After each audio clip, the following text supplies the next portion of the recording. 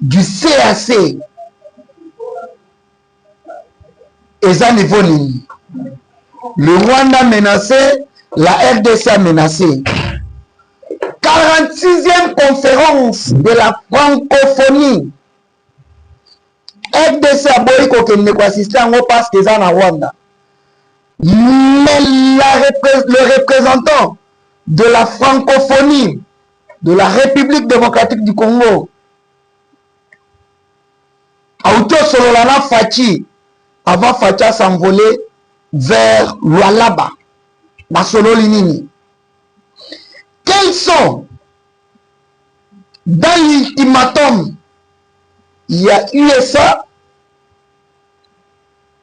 par rapport à la situation de la République démocratique du Congo. Quelles sont les décisions qui sont prises dans cet ultimatum et quelles sont les conséquences? Le passeport de toutes les personnes on a mis dans la rébellion expiré. Je dis bien le passeport n'a pas tout expiré, y compris même le passeport de Joseph Kabila. Si on a mis dans un passeport ni ligne. Aimez, liker, commenter, surtout partager. Makamutozo loba tozo interpeller bakonzi.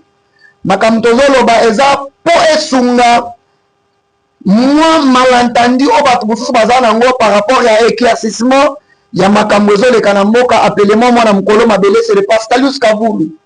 Ce qui n'a bien été mon numéro c'est le plus 143 84 078 71 89. Oye na privé toko continuer na masolo. Alors nanata ebelete na koti malamoko na développement ya baptême on a outil controduire calamité. Dossier de la 46e Conseil des ministres de la francophonie. Oyo République démocratique du Congo a boycotté. A boycotté assister. Baboy ko assister pour nanine. Le Rwanda n'est pas un pays francophone. Rwanda balobaka anglais. Or, l'organisation, c'est des pays francophones. Nous sommes agressés par les Rwandais. Aucune déclaration au niveau de l'Organisation internationale de la francophonie. Je dis bien aucune déclaration jusqu'à ce stade.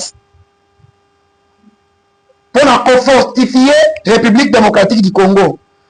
N'a milité aucun intérêt au RDC a bénéficié par rapport au processus de paix. Si tu continues la francophonie, tu vas pas na nini. RDC a outi koloba. Ceux qui bango ba délocaliser te biso ba komona biso na Rwanda te, tokonyata Rwanda te. Le Rwanda c'est un état voyou. Oyo azana kacha ko déstabiliser République démocratique du Congo. Là, c'est Thérèse Kayikwamba. Mutu auti kosala communiqué. Toujours la carte actualité sur la diplomatie agissante du président de la République, mon amour Félix Antoine Tshisekedi Tshilombo. Le communiqué de presse Kinshasa le 8 juin 2025, c'était hier. La République démocratique du Congo rappelle que la crise à l'est de son territoire est menée par le Rwanda. Et jusqu'à ce stade, Tokoti Kondimate, que notre pays qui est menacé par le Rwanda, Rwanda assume présidence ya EAC. Ministre, les balobi na rotation conformément à texte légal ya EAC, Mukolo balobi yango, RDC, c'était le samedi, ils étaient clairs. Alors, jamais et jamais, Tokondima, Rwanda a sa responsabilité à la sous-région il y a EAC. Nebomoni, Babimaki na Bakanda. Ils sont sortis avec colère. Mais jusque-là, aucune réaction de l'église catholique. Bango, préoccupation na bango munene, eza nini, préoccupation eza kaka moko. Dialogue ya ba Congolais. Nous allons dialoguer avec qui? À l'Est qui est Congolais. Est-ce qu'un Congolais peut accepter Babo Mabande qu'on a ba Congolais? Questionnement.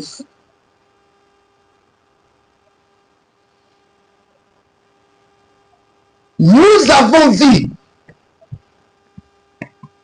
Paul Kagame menacé de quitter EAC. Nana longwete Paul Kagame a kolongwa ba communauté nyonso ezale ya ba région ezala ba sous-région. Pourquoi? Parce qu'il est déjà vomi par les États-Unis d'Amérique. Je le répète très bien. Parce qu'il est vomi par les États-Unis d'Amérique. Il y avait un contrat, un arrangement entre le Rwanda et les USA. Surtout dans le camp, il y a Hillary Clinton. Accord Thomas Soro Bango et se basait sur tournaki par rapport à Nini. Et croyez-moi, les libérateurs du monde et de l'Afrique en particulier, c'est Félix Antoine Tshisekedi Tshilombo.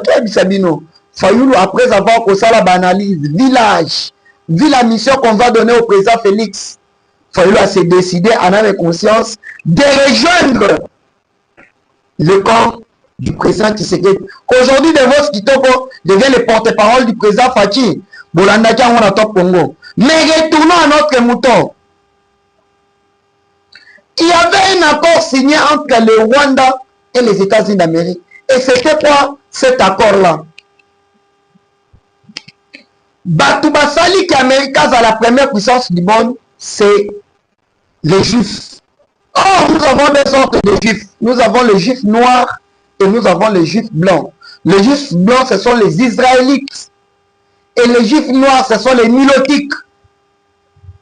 Nakati accord na bango soko plus loin, les vraies origines de Mobutu, on te dira, malgré la nationalité est douteuse, les autres pensent qu'il était un Sud-Africain, mais que nous tang à la dignité d'Afrique. Je m'abstiens que nous tang à la dignité d'Afrique. Au Congo, on a ma vraie origine, il y a Maréchal Mobutu. Ce qui avait poussé à Maréchal Mobutu de donner la nationalité collective aux Nilotiques, parce que nous avons d'abord, ce sont les Nilotiques.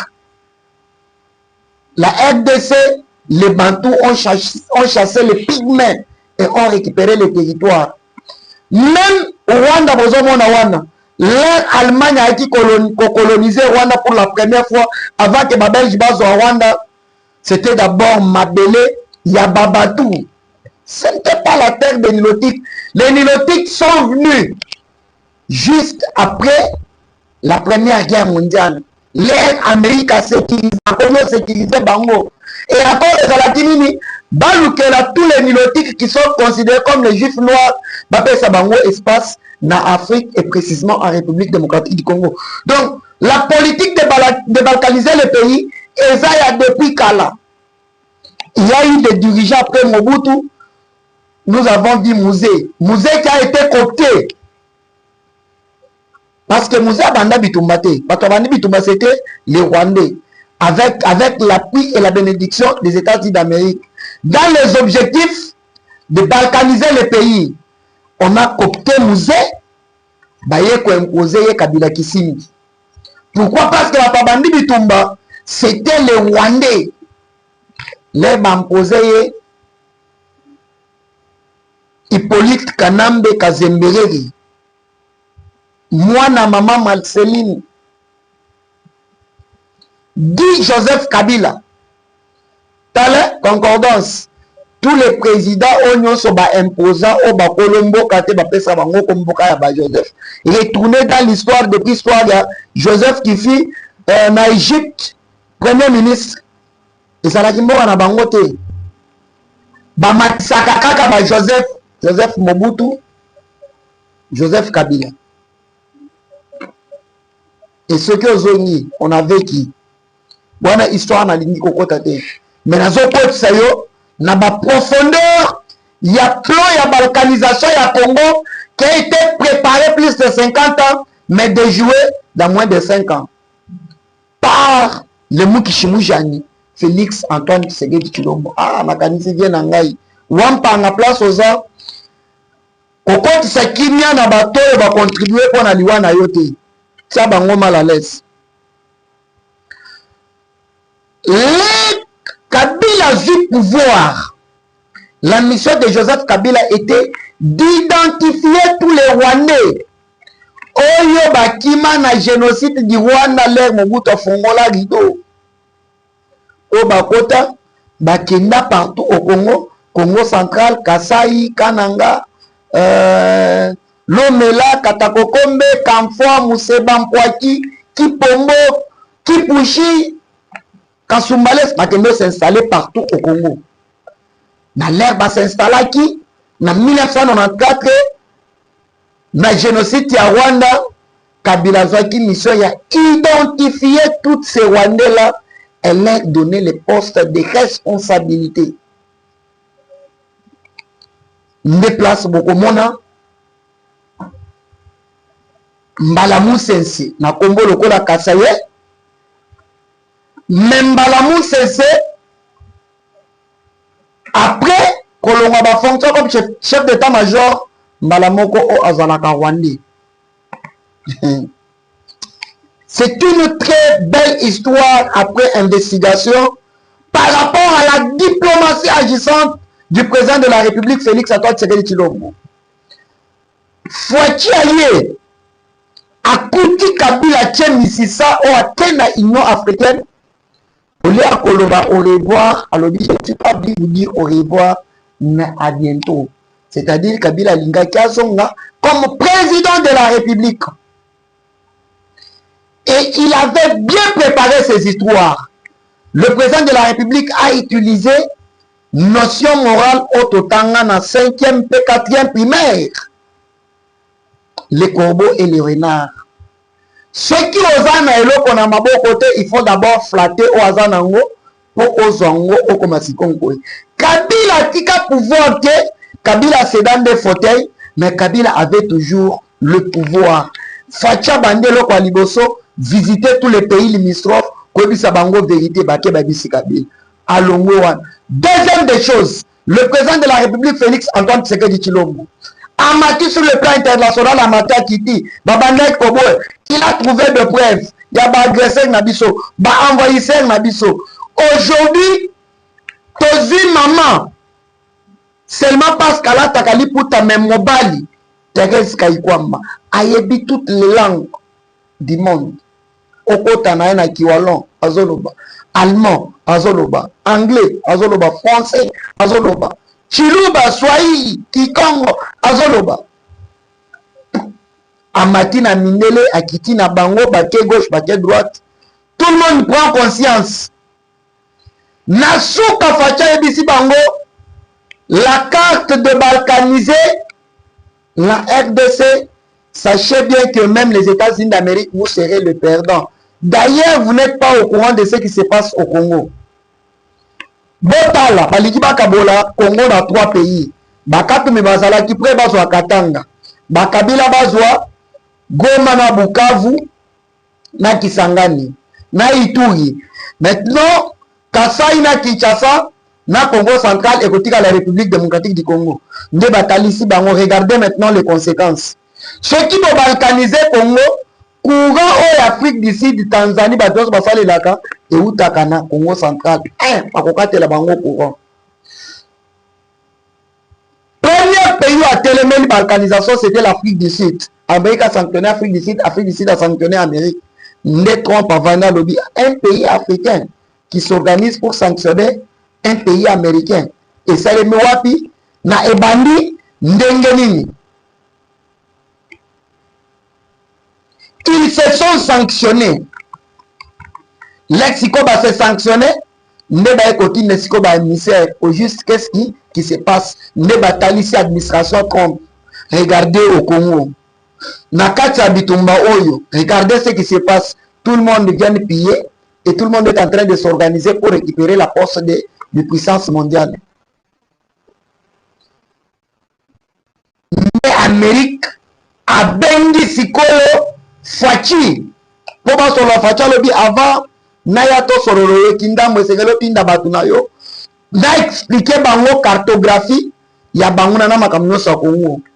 Lexico Kabila à se rendre compte que sur le plan international, Fachi a dominé Kabila et s'installer à Goma. S'il y a possibilité de faire une négociation avec le M23, Kabila peut azala nakati ya masolo to nakati ya négociation. Or c'est déjà tard pour Joseph Kabila.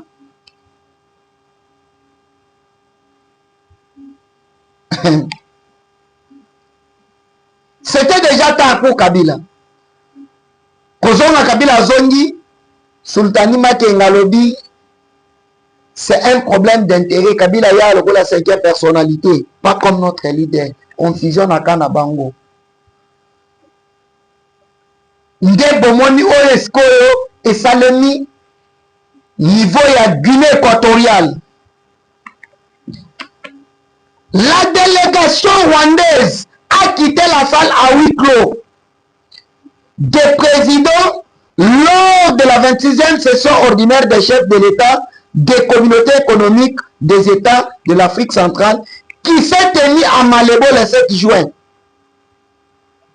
Elle a quitté cette salle du huis clos des présidents juste après la lecture du communiqué final. Balobi Bokozwati. Mais le Congo dit non. Et non, Bokozwa présidence, il y a CACT. Parce que vous êtes deux voyous. Le Rwanda déplore l'instrumentalisation du Tshisekedi dans la communauté économique des États de l'Afrique centrale avec le soutien de certains pays. Qui sont les pays qui soutiennent Tshisekedi? Le Burundi et quelques pays. Bazo soutenir Tshisekedi. Pourquoi ils soutiennent Tshisekedi? Parce qu'ils voient que l'Amérique n'a mis qu'à Simi Tshisekedi. Ce qui est au bout Tshisekedi, tu seras sanctionné comme les Brazzavillois. Brazzaville, Basali marche, courage, Bobani marche. Tina Nenge Bokobengana. Denis Sassou. Parce que nous visons les autres pesés. La monde, c'est le visa des États-Unis d'Amérique. Quand la procédure pour Soyango, Baébisi Bango dès aujourd'hui, visa Amérique Bokozango le système.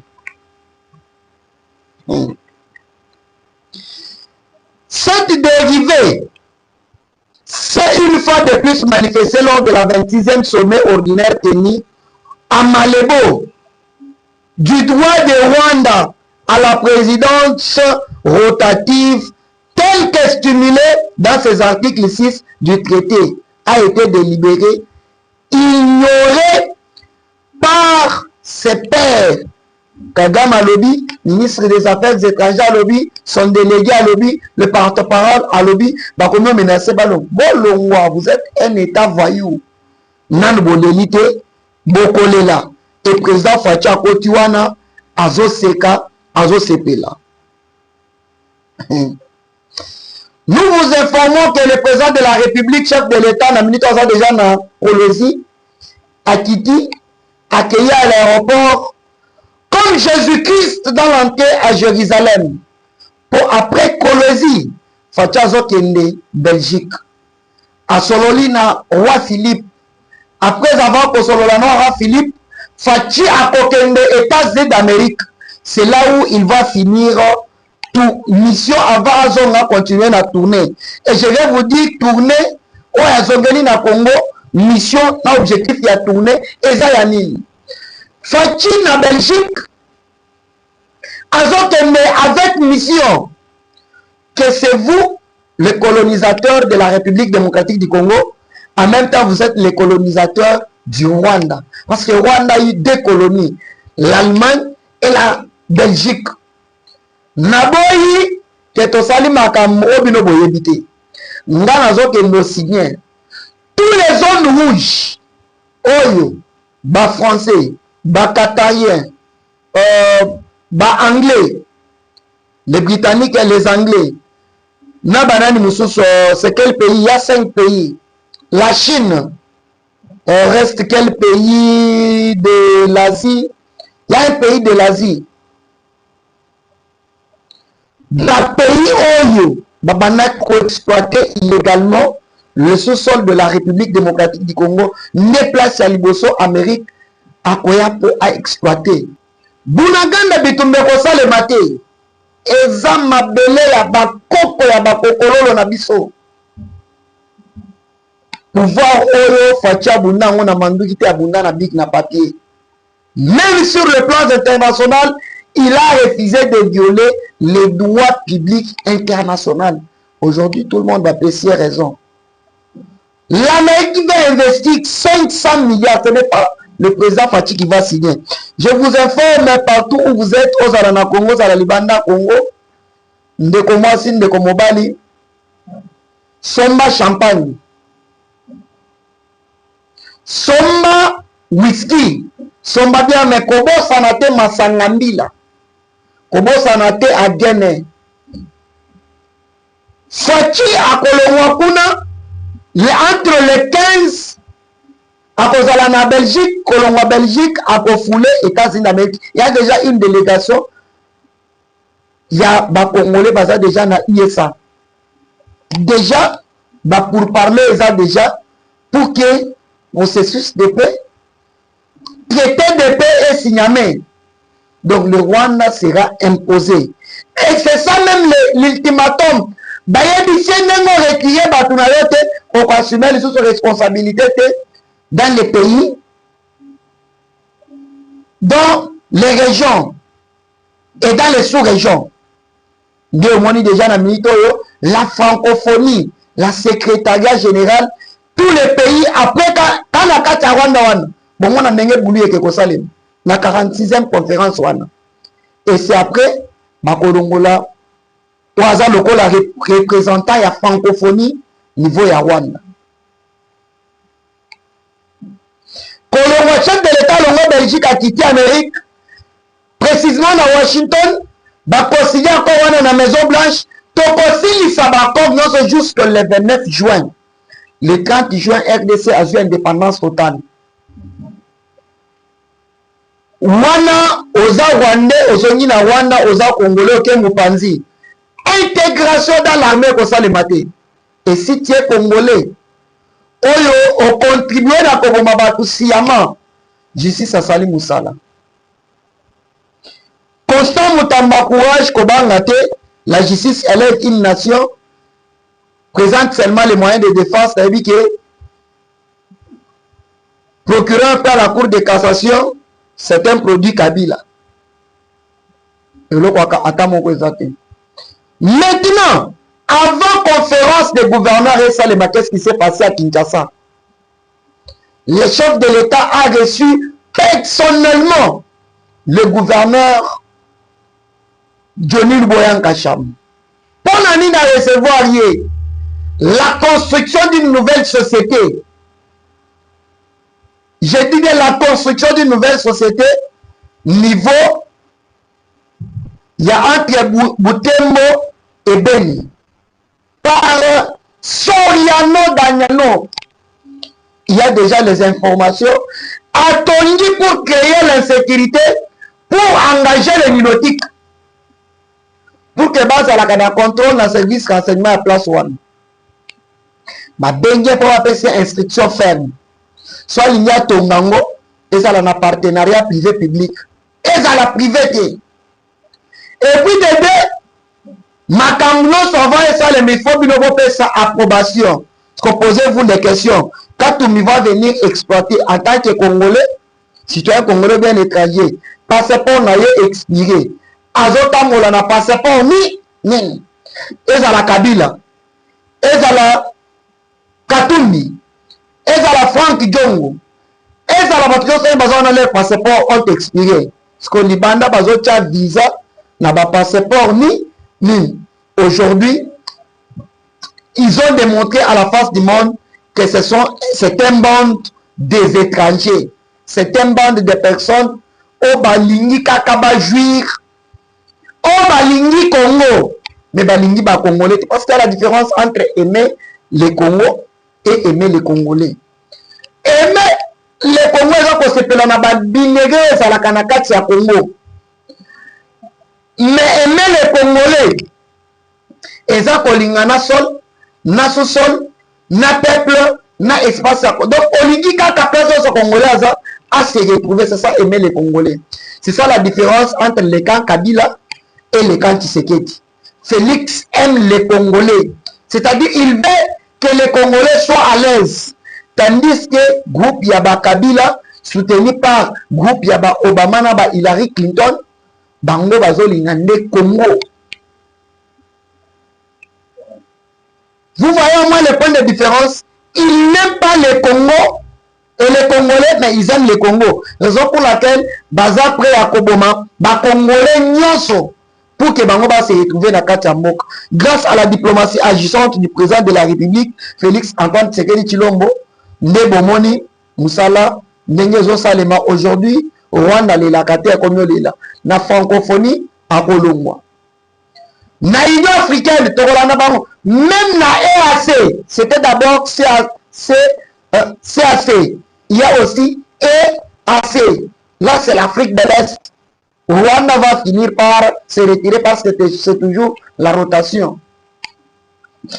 Merci beaucoup, Balandina Bissonyoso. N'oubliez pas de partager notre émission. Azamwana Mukolo Mabele, c'est le Pascalius Kavoulou. Pourquoi moi, Mukolo Mabele? Moïse Katou Bibasobia, Bamapangu. Bakabila Basobi, Bamapangu. Ce sont les étrangers. Banana Bango, Bakobenga, Bana Bakolo Mapangu. Alors, tu reposes à la Nasati, mon étranger, appelle-moi, moi, Mukolo Mabele. Sur l'Union privé, mon numéro, c'est toujours le plus 743 84 078 71 89. Pesanga conseil. Tinelanga élément au Kotokoko sur la large diffusion avec des preuves. Reproché biso na musala tozo sala. Ngana bino tokokutana mukolo ya lobi. Bye.